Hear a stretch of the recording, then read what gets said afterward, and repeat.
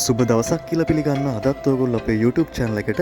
ඉතින් අපි අදත් කතා කරන්න බලාපොරොත්තු වෙන්නේ තුර්කියේ දැනට ඉන්න සහ තුර්කියට එන්න ඉන්න අයට ගොඩාක්ම වැදගත් වෙන තොරතුරක් ගැන.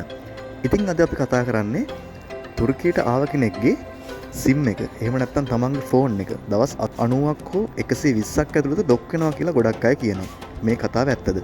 ඉතින් අපි මේ කතාව ගැන තමයි අද කතා කරන්න යන්නේ. ඉතින් වීඩියෝ එකට යන්න කලින් අදත් මතක් කරනවා අපිව subscribe කරලා නැත්නම් channel එක subscribe කරලා bell icon එකත් click කරලා තියාගන්න. එතකොට ඕගොල්ලන්ට පුළුවන් මේ වගේ අපි කතා කරන වැදගත් තොරතුරු ගැන හැම විස්තරයක්ම දැනගන්න. එහෙනම් අපි අද වීඩියෝ එකට යමු. හරි, අපි දැන් බලමු මේ කියන කතාව ඇත්තද කියලා. ඉතින් තුර්කියට අලුතෙන් ජොබ් එකක් කරන්න ආපු කෙනෙක්ගේ දවස් 120ක් හෝ 90ක් ඇතුළත ෆෝන් එක ලොක් වෙනවා කියලා ගොඩක් අය කියනවා. ඔව්, මේ කතාව 100%ක්ම ඇත්ත. ඉතින් මේකට හේතුව මොකක්ද? මේකට අපි කරන්න ඕන දේවල් මොනවද? මේ හැම ප්‍රශ්නයකටම උත්තර ඔයාලට මේ වීඩියෝ එකේ ඉවර වෙද්දි දැනගන්න පුළුවන්. හරි, දැන් අපි බලමු මෙහෙම වෙන්න හේතු මොනවද කියලා. ඉතින් මේ විදිහට තමන්ගේ ෆෝන් එක දවස් 90ක් හෝ 120ක් ඇතුළත ලොක් වෙන්න ප්‍රධාන හේතු කිහිපයක් තුර්කියේ තියෙනවා. මේකට ප්‍රධානම හේතුව තමයි තුර්කි රජය විසින් ගෙන ඇති බදු පාලන ප්‍රතිපත්තිය. ඒ කියන්නේ තුර්කි රටේ ජංගම දුරකථනවල මිල ගොඩක් වැඩි. ඉතින් තුර්කියේ ජංගම දුරකථනවල මිල ගොඩක් වැඩි නිසා මෙම රටේ ජනතාව පෙළඹිලා ඉන්නා වෙන රටවල් වලින් ජංගම දුරකථන ගෙනල්ලා මෙහි SIM එකක් දාලා පාවිච්චි කරන්න. ඉතින් මේකෙන් වෙන්නේ තුර්කි රජයට ලැබෙන්න ඕන බදු ආදායම නැති වෙන එක. ඉතින් මෙන්න මේක තමයි තුර්කි රටේ වෙන රටකින් පාවිච්චි කරන ෆෝන් එකක් ලොක් වෙන්න තියෙන ප්‍රධානම හේතුව. ඉතින් අපි දැන් බලමු මේ SIM එක ලොක් නොවි එහෙම නැත්නම් එමි නම්බර් එක අපේ ලොක් නොවි ෆෝන් එක පාවිච්චි කරන්න අපිට මොකද්ද කරන්න පුළුවන් කියලා. පළවෙනි දේ තමයි මේ SIM එක අපේ නමට රෙජිස්ටර් කරගන්න ඕනේ. මේ රටේ අපේ නමට රෙජිස්ටර් කරන්න අපට අවශ්‍ය කරන ඩොකියුමන්ට් සබ්මිට් කරන්න වෙන්නේ නැහැ. මොකද අපි මේ රටට එන්නේ తాවකාලික පදනම යටතේ රැකියාව කරන්න විතරයි.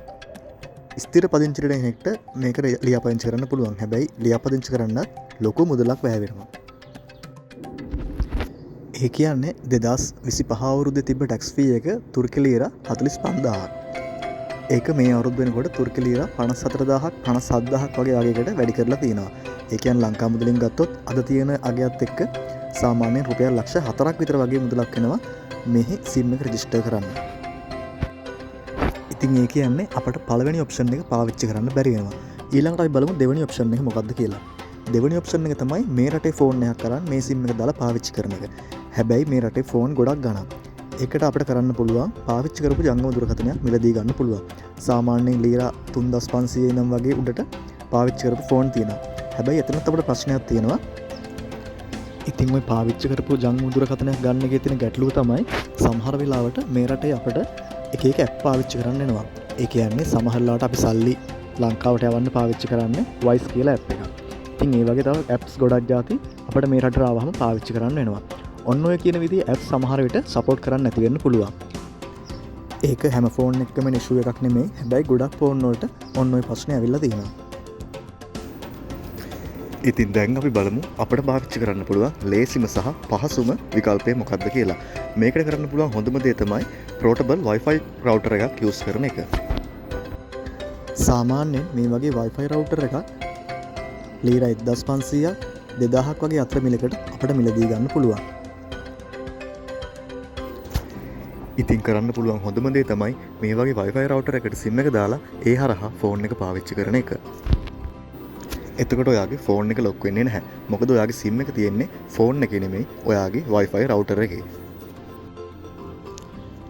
හරි, ඊළඟට බලමු ඔයාගේ ෆෝන් එක ලොක් වෙනවද කියලා ඔයා කොහොමද දැනගන්නේ කියලා. දැන් ඔයාගේ inbox එකට ගිහිල්ලා බලන්න ඔයාට මෙන්න මේ වගේ මුලට එමි නම්බර් එක තියෙන මැසේජ් එකක් ඇවිල්ලාද කියලා. ඒ වගේ මේ මැසේජ් එකේ ඔයාගේ ෆෝන් එක ලොක් වෙන දින ගාණක් තියෙනවා. හැබැයි සමහර අයට මේ මැසේජ් එක එන්නේ නැතුවත් ගොඩක් ෆෝන් ලොක් වෙලා තියෙනවා. ඒ වගේම තමයි මේ මැසේජ් එක ආව අයට තාම ෆෝන් එක ලොක් නොවුන කට්ටියත් ඉන්නවා. ඉතින් අපිට හරියටම කියන්න බෑ කොහොමද වෙන්නේ කියලා. හැබැයි මැසේජ් එක ආවා කියන්නේ 95%කට වැඩි අගයක් තියෙනවා. අනිවාර්යෙන් ෆෝන් එක ලොක් වෙන්න.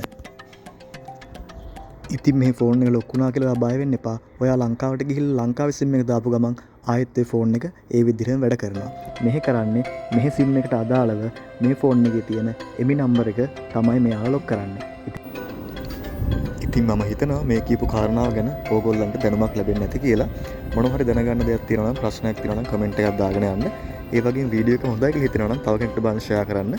channel එක subscribe කරන්නත් අමතක කරන්න එපා. එහෙනම් අපි තවත් මේ වගේ වැදගත් වීඩියෝ එකකින් හම්බෙමු.